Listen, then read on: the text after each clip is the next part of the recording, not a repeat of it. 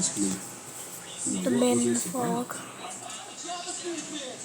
The more he answered me, the more frustrated he got. After about 3 or 4 times, I said,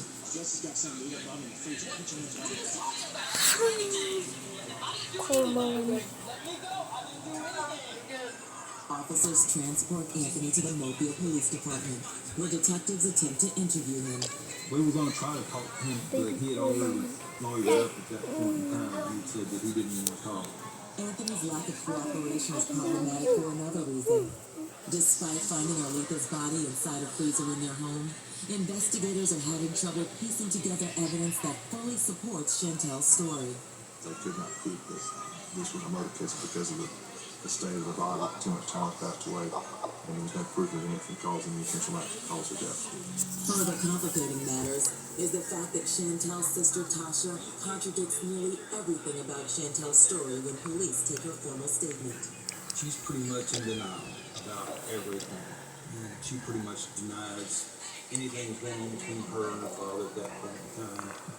But just when it seems the case can't get any more convoluted, detectives uncover a crucial piece of evidence.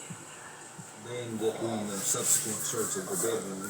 They found a diary that was written by the second oldest daughter. She wanted a closer relationship with God, wanted to have a better relationship with her father without having sex with him. That journal tells a different tale. A tale of a person who internalized what was happening to her. It was her way of expressing it by putting it in the journal and, of course, corroborating the story of the older boy about the miserable sexual abuse. But Tasha's journal isn't the only piece of evidence that bolsters Chantel's statement. The paternity test results are back. They confirm Pastor Anthony Hopkins is the father of Chantel's unborn baby. There's no denial that they were having sexual relations because the 19-year-old was pregnant at the time, and DNA results show whether it was Anthony's child.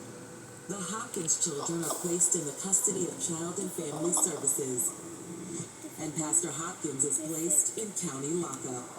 He's charged with murder, rape second, sodomy second, and incest. When we find out this happened in our community, man, it just devastated everybody. Him being in the ministry, or so-called being a Christian, makes this work. On April 6, 2010, Pastor Hopkins' trial begins. Anthony Hopkins, using his vocation as a pastor, he controlled to rape Chantel. He didn't mind using the Bible and manipulating and mischaracterizing the Bible to even justify his relationship or his raping of his daughter.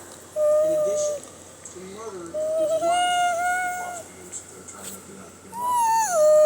As for a motive for these heinous crimes, prosecutors argue this case boils down to one thing: control.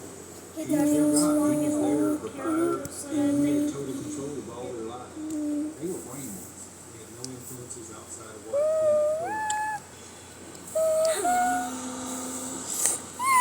Prosecutors then call the state's medical examiner to the stand.